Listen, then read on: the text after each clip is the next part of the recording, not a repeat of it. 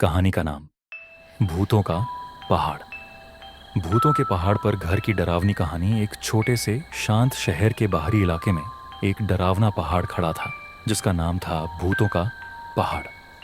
स्थानीय लोग कहते थे कि यह पहाड़ रहस्यों से भरा हुआ है और यहाँ रात के समय कुछ अजीब घटनाएं घटती हैं। कोई भी इस पहाड़ के पास जाने की हिम्मत नहीं करता था। लोग कहते थे कि इस पहाड़ पर जो भी जाता वह कभी वापस नहीं आता।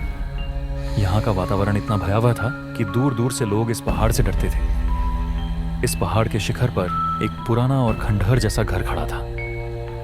यह घर एक समय में एक बड़े परिवार का घर था, लेकिन अब यह पूरी तरह से वीरान और टूट चुका था। घर के चारों ओर घना अंधकार और सनसनीखेज सन्नाटा था। कोई नहीं जानता था कि यह घर इतनी दूर क्यों खड़ा है और यहाँ के बारे में लोग इतना डर क्यों महसूस करते हैं। लेकिन ये घर और इसके आसपास का इलाका एक अजीब सी खामोशी और डर के वातावरण से घिरा हुआ था। राहुल, एक साहसी और रहस्यों के प्रति आकर्षित युवक, ने तय किया कि वह इस भूतिया पहाड़ और उसके घर के रहस्य का पता लगाएगा। राहुल का मन हमेशा से ऐसे रहस्यों को जानने के लिए मचलता था जिन्हें लोग छोड़ देते थे। वह जानता था कि उसे यहाँ कई खतरों का सामना करना पड़ेगा, लेकिन फिर भी उसने सोचा कि वह इस रहस्य का पर्दाफाश करेगा। एक दिन राहुल ने उस भूतिया पहाड़ की ओर कदम बढ़ाए। जैसे जैसे वह पहाड़ की ओर बढ़ता गया, उसका दिल तेजी से धड़कने लगा। पहाड़ के पास आते ही उसे महसूस हुआ कि कुछ अजीब है। हवा में एक ठंडक थी और चारों ओर घना जंगल था। उसने सोचा, क्या यह सचमुच भूतिया है? लेकिन उसका साहस उसे आगे बढ़ने के लिए प्रेरित करता रहा। पार करने के बाद राहुल ने पहाड़ की चोटी पर उस पुराने घर को देखा। घर इतना पुराना और टूट चुका था कि कोई यह मान सकता था कि यह वर्षों से वीरान पड़ा है। घर के आसपास का वातावरण अजीब सा था। उसकी खिड़कियां टूटी हुई और दरवाजे में एक बड़ा छेद था, जैसे कोई अंदर से बाहर निकलने की कोशिश कर रहा हो। लेकिन फिर भी राहुल ने साहसिक कदम बढ़ाया और घर के अंदर प्रवेश किया। घर के अंदर घना अंधकार था और चारों ओर खामोशी थी। माचिस की तीली की रोशनी में राहुल ने देखा कि घर के अंदर हर जगह टूट फूट थी।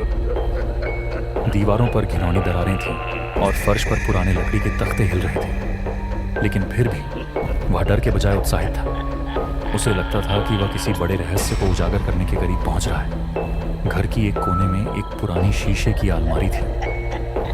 राहुल ने उसके पास जाकर देखा और तभी उसे वहां एक बहुत पुराना और धुंधला सा आईना दिखा।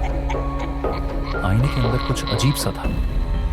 राहुल ने पहले तो उसे हल्के से नजरअंदाज किया, लेकिन फिर अचानक उसे महसूस हुआ कि जैसे आईने में कुछ हिल रहा है।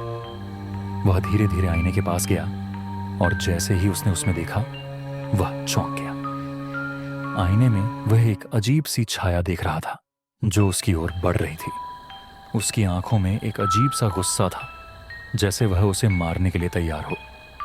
राहुल का दिल तेजी से धड़कने लगा, लेकिन फिर वह समझ गया कि यह कोई सामान्य छाया नहीं थी। यह उस घर के पुराने मालिकों के भूत थे जो इस घर में मारे गए थे। राहुल ने देखा कि उन भूतों के चेहरे पर क्रोध और दर्द था, जैसे वे अपनी मृत्यु का बदला लेने के लिए तैयार हों। राहुल को समझ में आ गया कि इस घर में कुछ बहुत पुराना और खतरनाक था। यह घर केवल एक खंडहर नहीं था, बल्कि एक किले की तरह था जिसमें भूतों की आत्माएं बंद थीं। वह चाहकर भी यहां से बाहर नहीं जा सकता था। जैसे ही वह मुड़ा और बाहर जाने की कोशिश की, उसे महसूस हुआ कि घर के चारों ओर से किसी अजीब सी ताकत ने उसे घेर लिया था।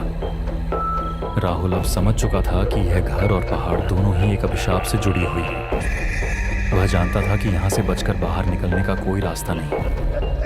घर के हर कोने में उसे महसूस हो रहा था कि वह अकेला नहीं है।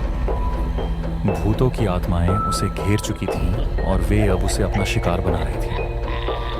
आखिरकार राहुल ने महसूस किया कि वह अब यहाँ से बाहर नहीं जा सकता। वह इस घर और पहाड़ के रहस्य में फंस चुका था। घर के भीतर हर कदम के साथ उसे महसूस हो रहा था कि वह किसी जाल में फंस चुका है और अब वह कभी इस भूतिया पहाड़ से बाहर नहीं निकल पाएगा।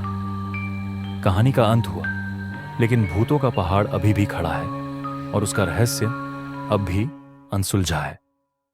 राहुल की आत्मा अब इस घर के भीतर बंद हो चुकी है और वह भूतों के साथ वहीं रहकर अपना बदला लेने की योजना बना रहा है। जो कोई भी अब उस पहाड़ की ओर बढ़ेगा, वह जानता नहीं कि उसका क्या होगा।